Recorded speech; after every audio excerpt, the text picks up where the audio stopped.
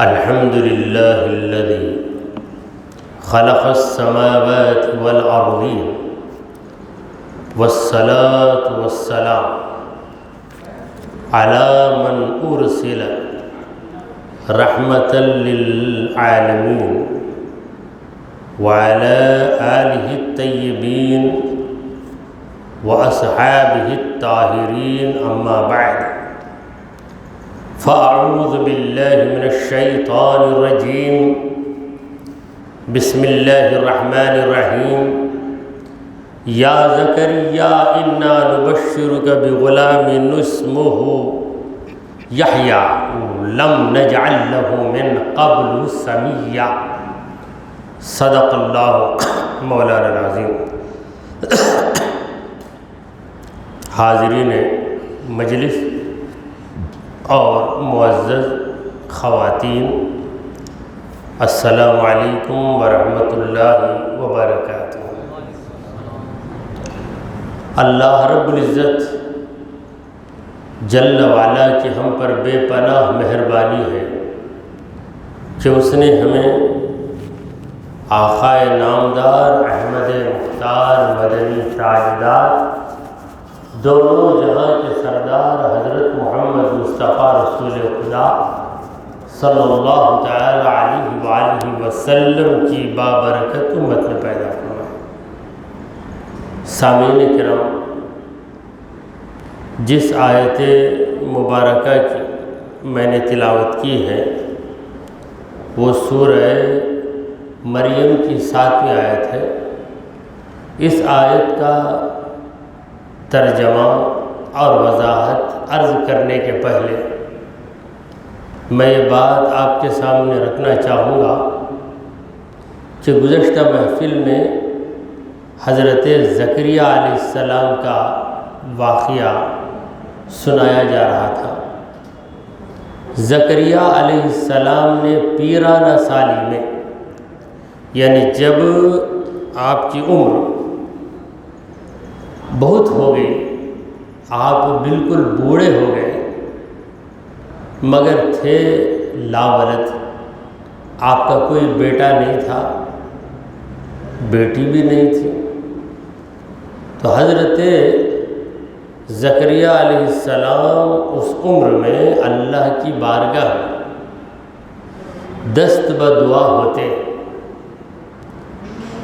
دعا کے لیے اپنے ہاتھ اٹھاتے ہیں، عرض کرتے ہیں کہ اے رب کریم، حالات بالکل ناسازگار ہیں، حالات بالکل ناساز ہیں، میں بوڑھا ہو چکا ہوں، کمزور ہو چکا ہوں، میری ہڈیاں بھی نرم ہو گئی ہیں اور میری بیوی بھی بالکل بانجھ ہے، مگر اے رب ذوالجلال تیری رحمت سے میں مایوس نہیں ہوں۔ میں تیرے بارے میں کبھی یہ سوچ نہیں سکتا کہ یہ کام میرا رب نہیں کر سکتا، تو قادر مطلق ہے، سب کچھ کر سکتا ہے۔ اے پروردگار، میں تمام امیدوں کو لے کر تیری بارگاہ میں حاضر ہوں اور تجھ سے فریاد کر رہا ہوں کہ میرے مولا مجھے ایک بیٹا دے دے، وہ بیٹا میرا وارث بنے گا اور یعقوب علیہ السلام کا بھی وارث بنے گا۔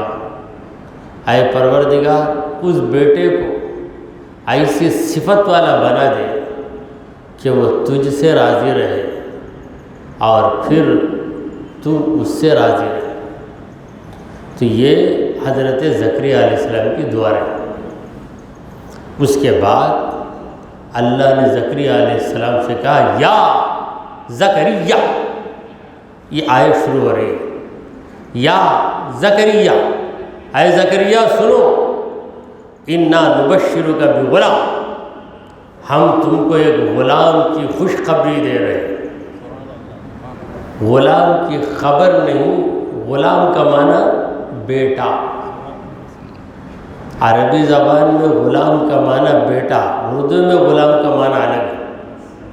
اردو میں غلام کا معنی ہے غلام ہی دوسرا لفظ اس کے لیے لونڈا، لونڈی، لونڈا، غلام، باندی. تو یہ عربی میں غلام بچے کو کہتے ہیں. اِنَّا نُبَشِّرُكَ بِغُلَامٍ، ہم تم کو یہ کہ بچے کی خوشخبری دیتے ہیں. اسمہ یحییٰ، اس بچے کا نام ہے یحییٰ. اے زکریا، یہ صحیح ہے کہ تم بوڑھے ہو گئے ہو، تمہاری ہڈیاں بھی نرم ہو گئی ہیں، تمہارے اندر طاقت نہیں ہے، اور تمہاری عورت بانجھ ہے.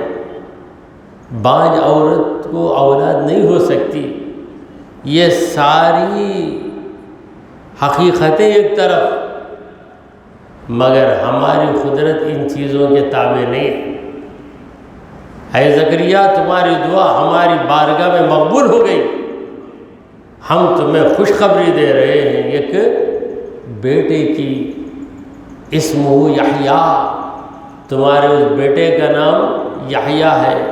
لم نجعل لہ من قبل سمیہ، ایسے نام والا اس سے پہلے ہم نے بنایا ہی نہیں. یحییٰ نام کا انسان یحییٰ علیہ السلام کے پہلے کوئی نہیں. اس کے بعد جتنے بھی یحییٰ نام کے ہیں، وہ یحییٰ علیہ السلام کے نام سے برکت حاصل کرنے کے لیے اپنے بچوں کا نام یحییٰ رکھ لیتے ہیں. حضرت یحییٰ علیہ السلام سے پہلے یحییٰ نام کا کوئی انسان پیدا نہیں ہوا. یحییٰ کا معنی ہے زندہ رہے گا. عربی میں یحییٰ زندہ رہے گا. گویا اللہ نے یہ بتایا کہ اے زکریا علیہ السلام، تمہاری پیرانہ سالی میں، یعنی تمہاری اتنی بڑی عمر میں بیٹا پیدا ہوگا تو بیٹا جیے گا، اسے زندگی ملے گی، اور تم اپنے بیٹے کو دیکھ کر ضرور بضرور خوش ہو جاؤ گے. قال ربی، زکریا علیہ السلام نے کہا میرے مالک، میرے پروردگار، انا یکون لی غلام، کیسے مجھے بیٹا ہوگا.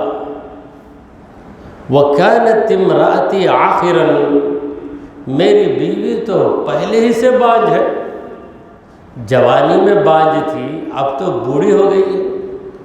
وَقَدْ بَلَغْتُ مِنَ الْكِبَرِ، میں بڑھاپے میں انتہا کو پہنچ گیا ہوں. عتیہ، عتیہ یعنی ایسی حالت کو پہنچ گیا ہوں جس حالت کو تبدیل نہیں کیا جا سکتا. کمزوری دور کرنے کے لیے بھی ایک عمر ہوتی ہے. اگر کوئی جوان ہے، 30 سال کا ہے، ہم بستری نہیں کر سکتا، تو دوائیں دی جاتی ہیں تاکہ اسے طاقت آ جائے. اگر کوئی بوڑھا ہے، 80 سال کا، بڑھاپے کی وجہ سے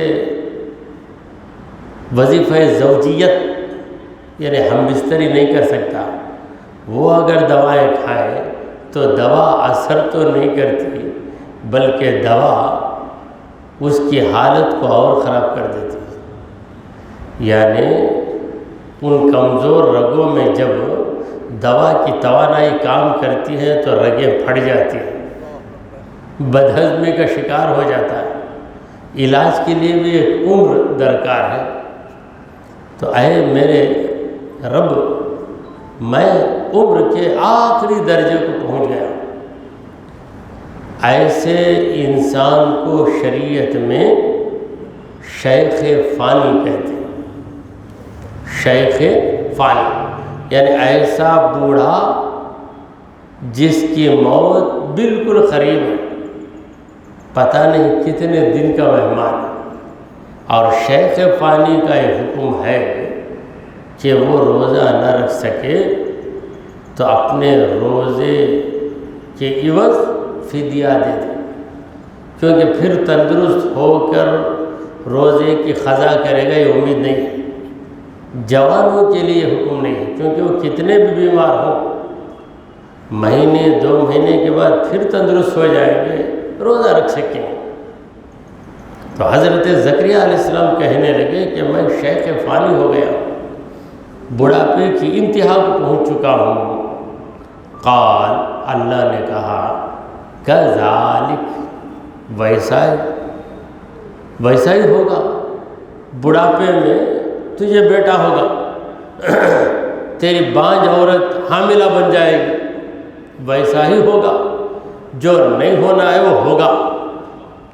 قال ربک، اے زکریا سنو تمہارا رب کیا کہہ رہا ہے، سنو۔ قال ربک، تمہارے رب نے کہا ہوا علی ہین، وہ کام میرے لیے بہت آسان ہے، it is very very easy to me. کیا ایزی ہے؟ اس عمر میں creating the boy in this old age, اتنی عمر تمہاری دراز ہو گئی، ایسی عمر میں تم کو باپ بنانا خدا کے لیے کوئی بھاری کام نہیں ہے۔ تمہاری بیوی بوڑھی ہو گئی ہے، بانجھ بھی ہے، تمہاری بیوی کو ماں بنا دینا ہمارے لیے کوئی بھاری کام نہیں ہے، ہم تو پتھر سے پانی کے چشمے نکال دیتے ہیں۔ قال ربک هو علی ہین، وہ کام مجھ پر بہت آسان ہے۔ وقد خلقتک من قبل، اے زکریا میں نے تم کو پیدا کیا، ذرا سوچو میں نے تم کو پیدا کیا، ولم تک شیئا، تم کچھ بھی تھے ہی نہیں، تم کچھ بھی نہیں تھے، تم ناپید تھے، ہم نے تم کو پیدا کر دیا۔ قال، زکریہ علیہ السلام عرض کرنے لگے رب اجعل لی آیہ، اے میرے رب میرے لیے کوئی نشانی مقرر کر دیجئے، یعنی ایک ایسی نشانی، ایک ایسا سگنل کہ اس کے ذریعے میرے دل کو تسلی ہو گئی، میرے دل کو تسلی ہو جائے کہ میری بیوی حاملہ ہو گئی ہے۔ تسلی کے لیے اے پروردگار کوئی نشانی مقرر کر دے، اور وہ نشانی کیسے ہو؟ عجیب و غریب ہو، ایک انہونی کام ہو جائے اور مجھے تسلی ہو جائے کہ اب میری بیوی حاملہ ہو گئی ہے۔ قال، اللہ نے کہا آیتک، تیرے لیے ایک نشانی ہے، اے زکریا میں تیرے لیے نشانی مقرر کر رہا ہوں، وہ کیا ہے؟ اللہ تکلم الناس 3 لیال، تو لوگوں سے بات نہیں کرے گا، 3 رات باتیں نہیں کرے گا۔ 3 رات کا مطلب 3 رات 3 دن، 24 + 24 + 24 72 آورس، 70 پر 2 گھنٹے تو بات نہیں کرے گا۔ یہ مطلب نہیں کہ بات کرنا تیرے لیے منع ہے، تو بات نہیں کر سکے گا۔ یو شوڈ ناٹ اسپیک، نہیں، you are unable to speak, تو بات ہی نہیں کرے گا۔ 3 لیال، 3 راتیں۔ اب یہاں رات کی بات آئی ہے، رات میں دن بھی شامل ہے۔ جیسے 3 دن میں کلکتہ میں تھا، بولے 3 دن کے تھے، سو رات کو آ جاتے تھے کیا؟ مدرس کو پوچھیں گے۔ 3 دن میں مکے میں تھا، اچھا 3 دن مکے میں تھے، دن میں رات میں کہاں چل جاتے تھے؟ تو دن بولیں گے تو اس میں رات خود بخود شامل ہو جاتی ہے، خود بخود۔ یہ ہمارا طریقہ ہے، ہم دن کو ہمیشہ یاد کرتے ہیں۔ 3 دن گیا، 5 دن، 10 دن، 15 دن رک گیا، مگر رب العالمین دن کے بجائے رات کا ذکر کر رہا ہے، کیونکہ رات پہلے شروع ہوتی ہے، دن بعد میں آتا ہے، اور رات ہمارے لیے بڑا پیارا وقت ہے۔ دن میں مخلوق سے ہم ملتے رہتے ہیں، رات میں خالق سے جڑے رہتے ہیں، مگر حالت یہ ہے کہ مخلوق سے ملنے کا وقت جاگ کر گزارتے ہیں، خالق سے ملنے کے وقت سو جاتے ہیں۔ مگر اس کا کرم ہو جاتا ہے تو وہ نیند میں بھی سیر کروا دیتا ہے، نیند میں بھی رب العالمین کہاں کہاں کی سیر کروا دیتا ہے۔ ارے میرے بندے، نیند میں تو کیوں محروم رہتا ہے؟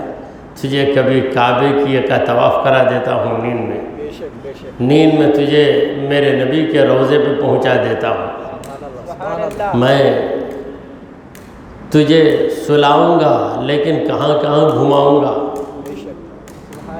تو 3 راتیں اے زکریا تم کیا نہیں کر سکو گے؟ بات نہیں کرو گے۔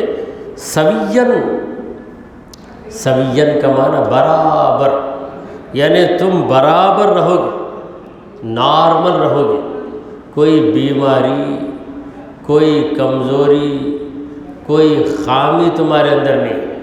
ایسا نہیں کہ تمہاری زبان میں موٹا پن آ گیا یا حلق کے اندر کچھ رکاوٹ آ گئی، آواز بڑھ گئی، ایسا کچھ بھی نہیں۔ تمہاری طبیعت بالکل صحیح رہے گی مگر بات نہیں کرو گے۔ یہ ہے سوین کا مطلب۔ سوین کا مطلب تم صحیح رہتے ہوئے بھی، تم نارمل رہتے ہوئے بھی تم بات نہیں کر سکو گے۔ اور سوین کا دوسرا مطلب ہے لگاتار، برابر 5 دن آتا رہا کا مطلب کیا؟ برابر 5 دن آیا کا مطلب کنٹینیوسلی 5 دن آیا۔ وہاں برابر کا معنی کریکٹ نہیں، برابر 5 دن آیا مطلب کریکٹ 5 دن آیا یہ مطلب نہیں۔ برابر کا معنی کیا ہے وہاں پہ؟ لگاتار۔ تو یہاں سوین کہ میں نے برابر 3 دن بات نہیں کرو گے تم، یعنی مسلسل، یعنی اچانک بات کرنا بند ہو جائے گا۔ تم بات کرنا چاہو گے نہیں کر سکو، صرف بات نہیں کرو گے لوگوں سے۔ سبحان اللہ بول سکتے، اللہ اکبر بولیں گے، توریت پڑھیں گے، سب کریں گے، لوگوں سے بات نہیں کریں گے۔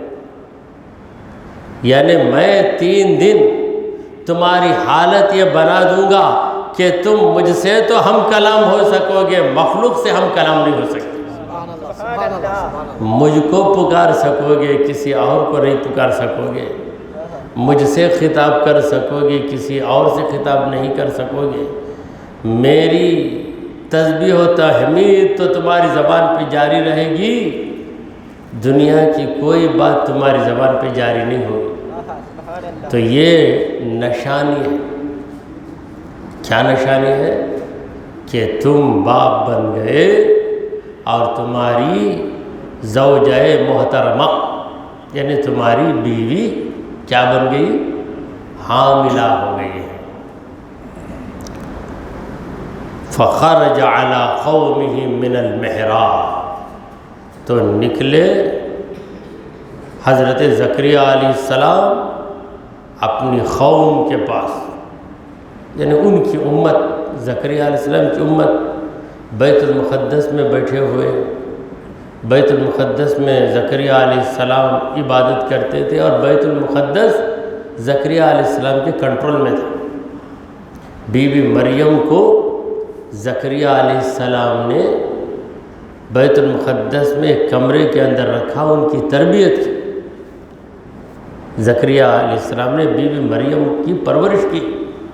رشتے میں زکریا علیہ السلام بی بی مریم کو کیا ہوتے ہیں؟ خالو۔ خالو کا مطلب کیا؟ خالہ صاحب، یعنی ان کے خالہ، بی بی مریم کے خالہ کے شوہر تھے۔ تو بیت المقدس میں لوگ بیٹھے ہیں، زکریا علیہ السلام آئے من المحراب، ان کے لیے عبادت کی ایک جگہ مقرر تھی زکریا علیہ السلام کے لیے، وہ محراب، وہاں سے نکل کر آئے۔ آنے کے بعد فَأَوْحَىٰ إِلَيْهِ، لوگوں کو اشارے سے کہا۔ اوحا وحی سے بنا ہے، یہاں وحی کا اصطلاحی معنی نہیں ہے۔ اللہ پیغمبر کی طرف جو وحی کرتا ہے وہ وحی نہیں ہے، یہاں وحی کا مطلب ہے اشارہ کرنا۔ زکریا علیہ السلام نے اشارہ کیا، اشارہ کر کے لوگوں سے کہا سبحو، تسبیح پڑھو، تسبیح پڑھو۔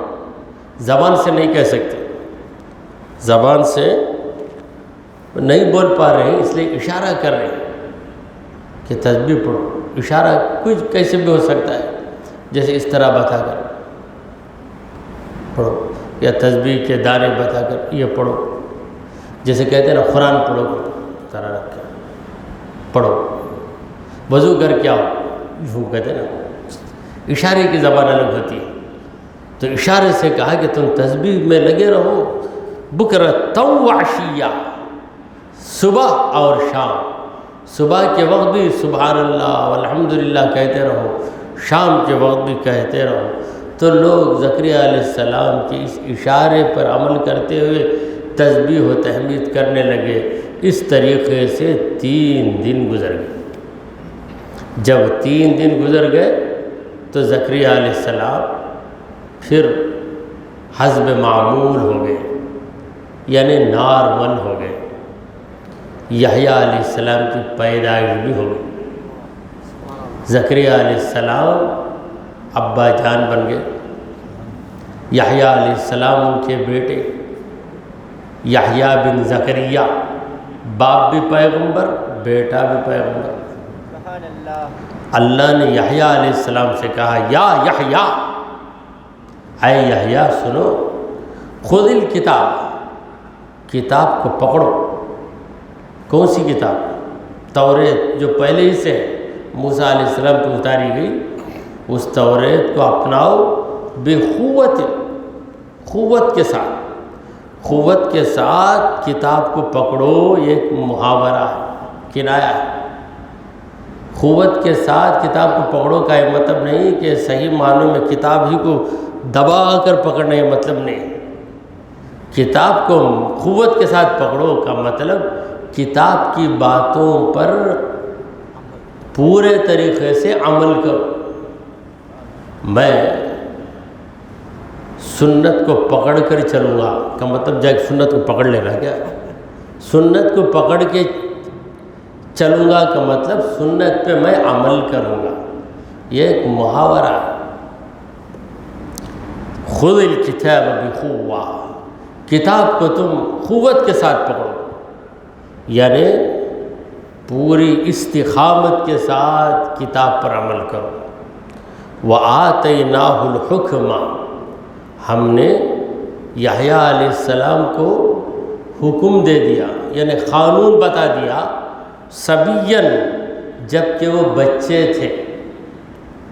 یحییٰ تھے صبی، صبی کا معنی ہے بچہ، یہ ذہن میں رکھ لیں۔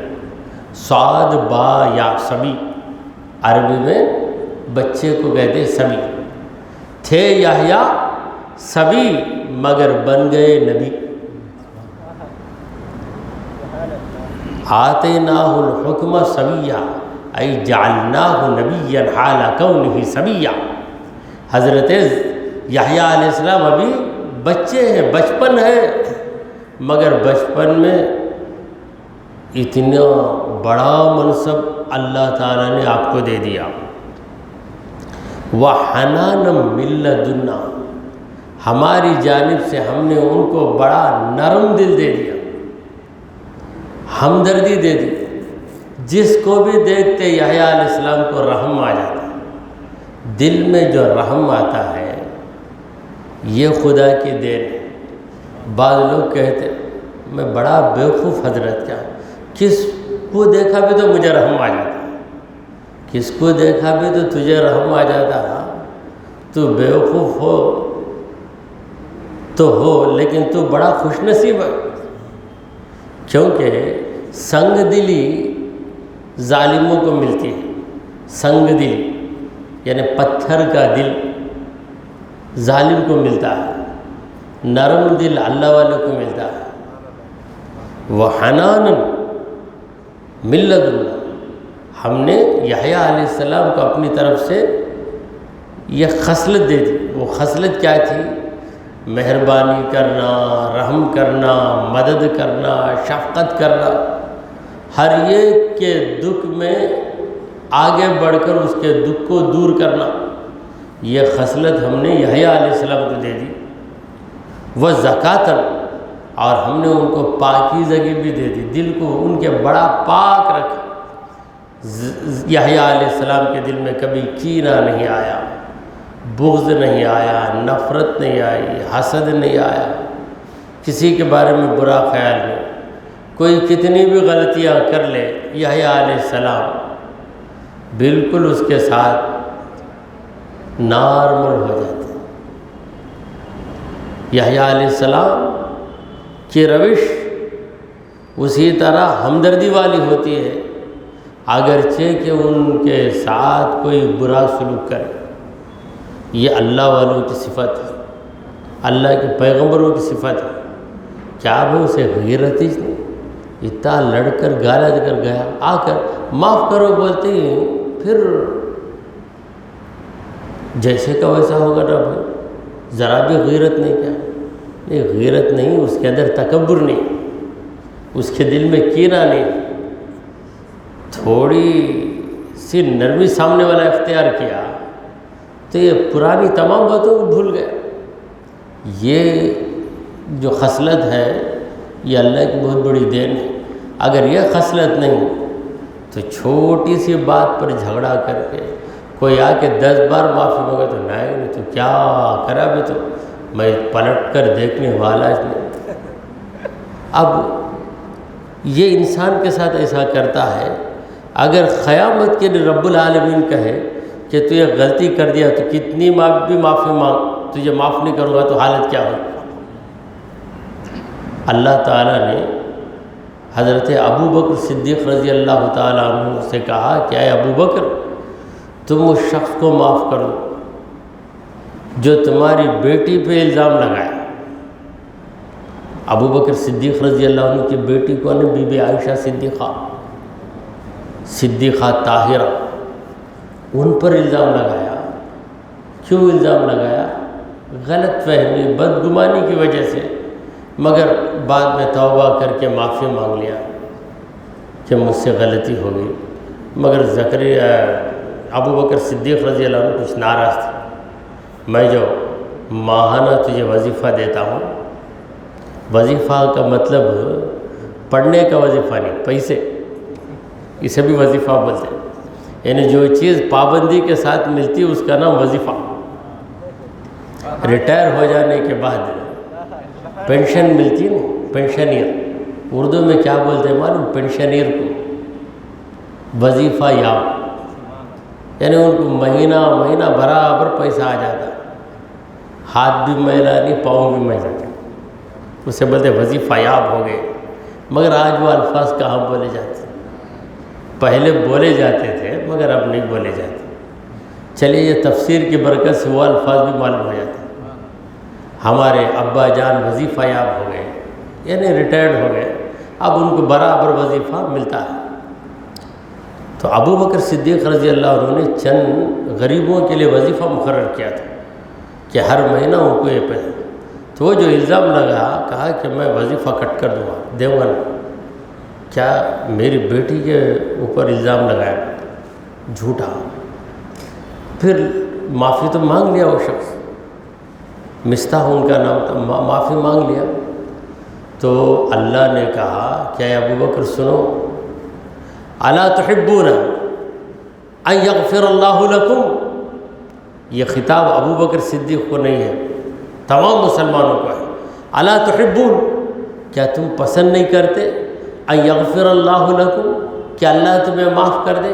تمہارے بارے میں پسند کرتے ہو کہ تم کو معاف کر دیا جائے، اور تم دوسرے کو معاف کرنے کے لیے کیوں تیار نہیں؟ تو یحییٰ علیہ السلام کے دل میں بڑی پاکیزگی تھی اور مزاج میں بڑی ہمدردی تھی۔ وَكَانَ تَقِيًّا، وَكَانَ تَقِيًّا، یحییٰ علیہ السلام بڑے متقی بندے تھے۔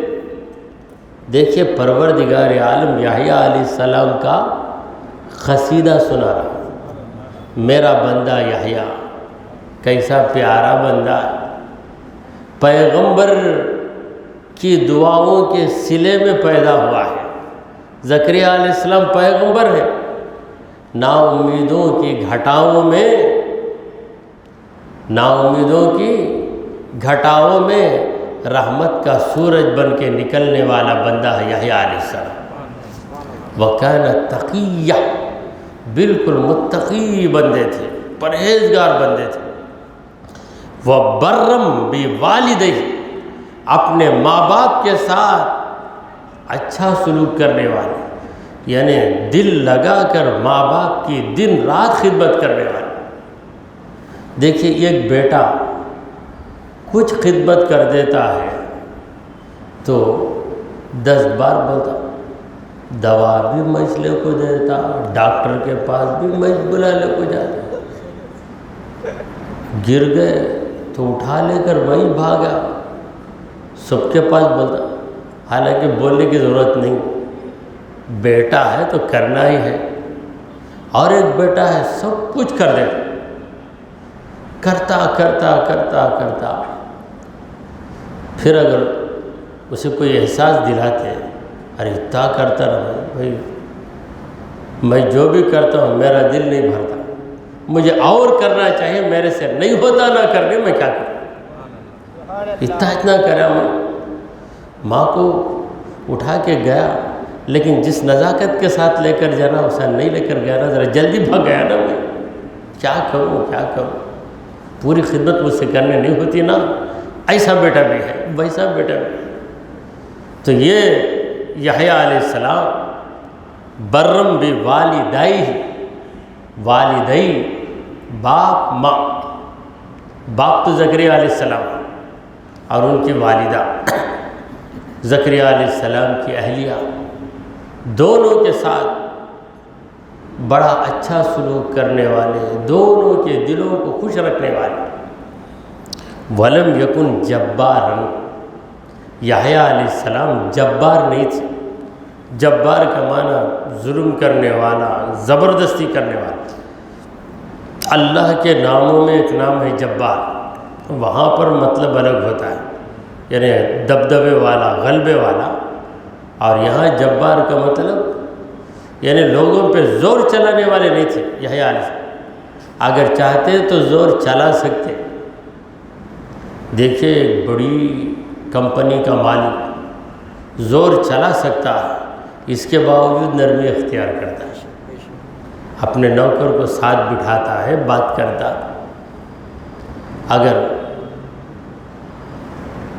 نوکر تکلیف اٹھا رہا ہے خود جا کے اس کی مدد بھی کرتا، نہیں میرا اسٹیٹس بڑا ہے، میں زور چلاؤں گا۔ یہ زور چلانا، یہ خرابی یحییٰ علیہ السلام کے پاس نہیں تھی۔ عصیت، وہ نافرمان بھی نہیں تھے، نہ خدا کی نافرمانی کرتے نہ اپنے باپ کی نافرمانی کرتے۔ وَسَلَامٌ عَلَيْهِ يَوْمَ وُلِدَ، سلام ہے ان پر جس دن ان کی میلاد ہوئی، یوم ولدہ، جس دن ان کی پیدائش ہوئی، یعنی یحییٰ علیہ السلام کی میلاد کے روز یحییٰ علیہ السلام کو سلام۔ کون کہہ رہا ہے؟ رب العالمین کہہ رہا ہے۔ تو یحییٰ علیہ السلام کی میلاد کا دن جب اہم ہے تو ہمارے نبی کی میلاد کا دن کتنا اہم ہوگا؟ میلاد النبی، میلاد النبی صلی اللہ علیہ وسلم، اسی لیے ہم اسے بڑی اہمیت دیتے ہیں۔ اللہ نے اشارہ دیا کہ دیکھو اے نبی کے غلاموں، یحییٰ علیہ السلام ایک پیغمبر ہیں، ان کی ولادت کا دن بڑا اہم دن ہے، اسی لیے ہم کہتے ہیں سلام علیہ یوم ولدہ، سلام ہے ان پر جس دن ان کی ولادت ہوئی۔ تو تم بھی تمہارے نبی پہ زیادہ سلام بھیجو جس دن تمہارے نبی کی ولادت ہوئی۔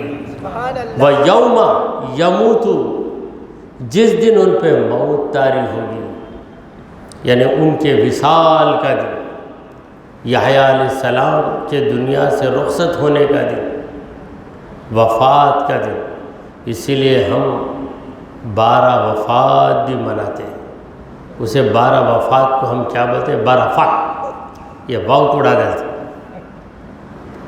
کیوں بیکار اسے رکھنا، اسے واو کو ہٹا کے 12 فات، 12 فات کا مہینہ، 12 فات کا مہینہ، میلاد کا مہینہ 12 فات کا مہینہ۔ تو حضور اکرم صلی اللہ علیہ وسلم کی ولادت بھی ربیع الاول کے مہینے میں ہوئی، اور وفات بھی۔ وفات کا معنی کیا ہے؟ آپ تو جانتے ہوں گے، وفات کا معنی ہے کمپلیشن، مکمل ہو جانا۔ تو اللہ نے دنیا کی جو زندگی دی تھی وہ زندگی مکمل ہو گئی۔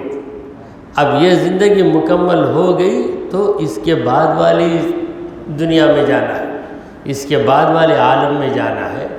تو اسی لیے جب دنیا کی زندگی ختم ہو جاتی ہے تو ہم کہتے ہیں وفات ہو گئی، یعنی ان کی یہ زندگی پوری ہو گئی۔ وَيَوْمَ يُبْعَثُ حَيًّا، جس دن وہ دوبارہ زندہ کر کے اٹھائے جائیں گے، یعنی محشر کے دن۔ تو 3 دنوں کا ذکر کیا۔ پہلا دنیا میں آنے کا دن، دوسرا دنیا سے جانے کا دن، اور تیسرا محشر کا دن۔ یہ تینوں دن یحییٰ علیہ السلام پر سلام ہو۔ تو الحمدللہ سورہ مریم کا پہلا رکوع ختم ہو گیا۔ اب درس حدیث کو جاری رکھتے ہوئے 1-2 حدیثیں عرض کر دیتے ہیں۔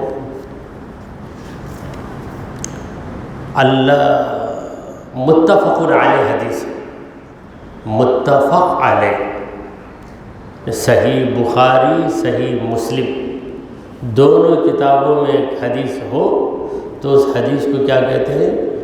متفق علیہ۔ عربی میں کہیں گے متفق علیہ۔ اب اردو میں ہم تنوین وغیرہ نکال دیتے ہیں، ایکسٹرا چیزیں جو ہماری زبان میں سے نکال دیے تو ہم کہیں گے متفق علیہ۔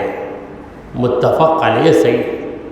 اب جن کو یہ تلفظ نہیں معلوم وہ بیچارے متفق علیہ، متفق علیہ، متفق علیہ، علیہ کے بجائے علیہ بھی پڑھ لیتے ہیں، نہیں معلوم۔ تو معلوم ہونے کے لیے یا تو عربی زبان جاننا ہے یا علماء کی صحبت۔ علماء کی صحبت سے بہت سی باتیں معلوم ہو جاتی ہیں۔ ہر طبقے کے لوگوں کے پاس بیٹھو تو وہاں کی اصطلاحات آپ کو معلوم ہو جائیں گے۔ آپ یہ ایک بار یونیورسٹی جاؤ، وہاں کے اسٹاف کے ساتھ بیٹھو تو آپ کو معلوم ہو جائے گا کہ وی سی کا مطلب کیا ہے، وائس چانسلر، رجسٹرار، پھر کنٹرولر آف ایگزامینیشن، سی او ای کے پاس گیا، سی او ای کے پاس ہے، کیا سمجھ میں نہیں آیا۔ لیکن وہاں رہیں گے تو وہاں کا جو چپراسی ہے پیور وہ بھی جانتا ہے سی او ای کا مطلب کنٹرولر آف ایگزامینیشن۔ تو ہر فیلڈ کا، ہر میدان کا ایک ماحول ہوتا ہے۔ اسی طرح دینی ماحول جاننے کے لیے علماء کی صحبت ضروری ہے۔ جس قدر آپ علماء کے ساتھ رہیں گے آپ کی معلومات میں اضافہ ہوتا چلا جائے گا۔ تو یہ متفق علیہ یہ ایک اصطلاح یعنی ٹرمینالوجی ہے۔ اس کا مطلب بخاری مسلم 2 معتبر کتابوں میں یہ حدیث ہے۔ اللہ کے پیارے نبی محمد عربی صلی اللہ تعالی علیہ وآلہ وسلم نے فرمایا اِنَّكَ لَن تُنْفِقَ نَفَقَةً، اے مسلمان یقیناً تو جو بھی خرچ کرے گا، جو بھی جتنا بھی خرچ کرے گا، تبتغی بہا وجہ اللہ، اللہ کو راضی کرنا تیرا مقصد رہے، تبتغی بہا تو طلب کرے تیری خیرات کے ذریعے وجہ اللہ، اللہ کے چہرے کو۔ مطلب یہ ہے کہ اللہ کو خوش کرنا تیرا مقصد رہے، اور اس مقصد کے ساتھ تو خرچ کر رہا ہے، الا اجرت علیہا، سن ضرور تجھے اس خرچ پر اجر دیا جائے۔ یہ چائے بھی تو کسی کو پلا رہا ہے، مقصد یہ ہو کہ میرا خدا مجھ سے راضی ہو جائے۔ نمازیوں کو چائے پلا رہا، ایک حافظ قرآن کو چائے پلا رہا، ایک غریب کو چائے پلا رہا، ایک رشتہ دار کو چائے پلا رہا، کیوں پلا رہا ہوں؟ شاید میرا خدا میرے اس عمل کی وجہ سے مجھے بخش دے گا۔ تو جو بھی خرچ کرے گا اللہ کو خوش کرنے کے لیے، تو یاد رکھ ضرور بضرور تجھے اجر مل کر رہے گا۔ حتی ما تجعل فی امرأتک، یہاں تک کہ تو تیری بیوی کے منہ میں جو نوالا رکھتا ہے اس کا بھی اجر تجھے ملے گا۔ بیوی کے منہ میں نوالا رکھتا ہے، یہ کنایا، ایک فریز ہے، اس کا مطلب بیوی کو اچھا کھلاتا پلاتا۔ تب بیوی کے منہ میں رکھنا کیا؟ اس طریقے سے کوئی ذہن بنا لے تو پھر بہت پریشانی ہو جائے گی۔ میں آئے تک نہیں کھانا، تو میں آ کر تیرے منہ میں نوالا رکھا تو کھانا، تو تب تک بیچارے بھوک سے مر جاتے۔ تو رسول کریم صلی اللہ علیہ وسلم کی باتوں کے اندر کنایت ہے، یہی زبان کی خوبی ہے۔ کہتے ہیں الکنایت ابلغ من الصراح، الکنایت ابلغ من الصراح، کھلے لفظوں میں بات کرنے سے زیادہ زبان کی نزاکت اشاروں میں بات کرنا ہے، اشاروں میں بات کرنا ہے۔ اس کا ہاتھ بہت بڑا ہاتھ، بھائی بولے تو بڑا کہ ہاتھ اس کا کتنے گز کا ہاتھ پٹھا، اس کا ہاتھ بڑا بھائی کا مطلب کیا؟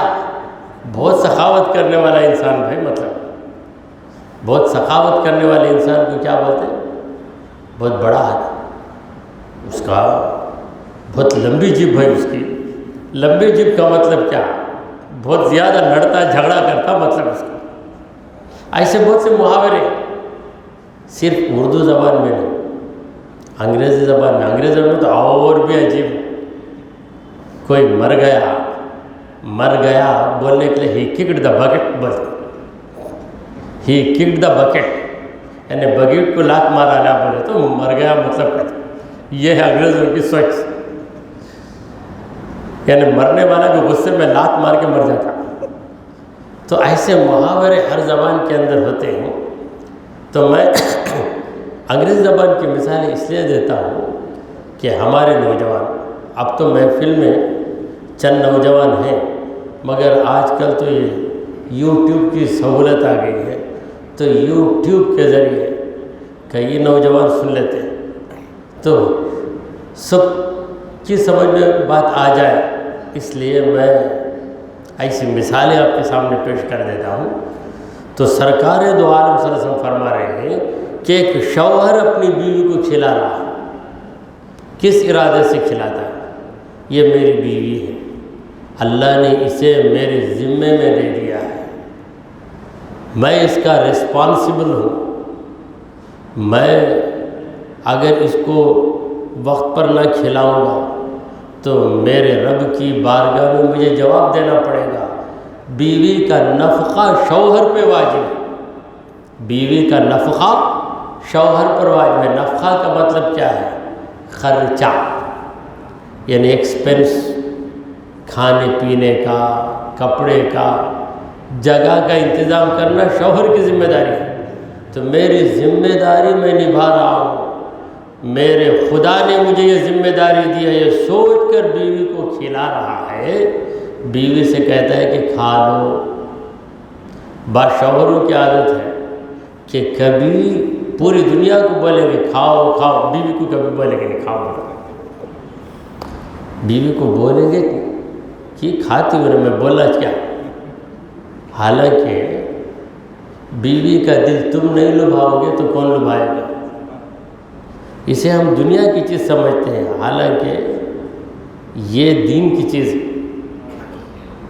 اگر کوئی نوجوان اپنی بیوی سے کہہ دے، بیوی کو بجائے کھا لو، ٹائم ہو رہا ہے کھا لو وقت پر، تو بعض لوگ اس کے پیچھے پڑے جاتے ہیں کہ ابھی بہت تولتا نہ اسے، بہت تولتا نہ اسے، وہ ایک پریشانی ہو جاتی ہے۔ تو کئی قسم کی پریشانیاں ہیں، مگر ان تمام پریشانیوں کا حل یہ ہے کہ ہم دین کے مطابق عمل کریں۔ دین کو اگر ہم سمجھ جائیں گے تو سارے جھگڑے ختم ہو جائیں گے۔ تو رسول کریم صلی اللہ علیہ وسلم فرما رہے ہیں کہ تو تیری بیوی کو جو کھلاتا ہے اور بیوی کے کھانے پر تو جو خرچ کرتا ہے اس خرچ پر بھی تجھے اجر و ثواب ملے گا، کیونکہ تو اس نیت کے ساتھ خرچ کرتا ہے کہ تیرے رب نے تجھے تیری بیوی کا ذمہ دار بنایا ہے۔ دعا کیجئے کہ پروردگارہ ہم نے جو کچھ کہا اور سنا اسے قبول فرما لے۔ اے اللہ ہمارے گناہوں کو معاف فرما، ہماری خطاؤں کو درگزر کر دے۔ اے رب کریم ہمیں سیدھے راستے پر چلا، تیرے انبیاء اور تیرے اولیاء کے راستے پر چلا۔ اے رب العالمین ہمارا خاتمہ ایمان کی حالت میں فرما۔ وصلی اللہ تعالی علی خیر خلقہ سیدنا و مولانا محمد وعلی آلہ واصحابہ اجمعین۔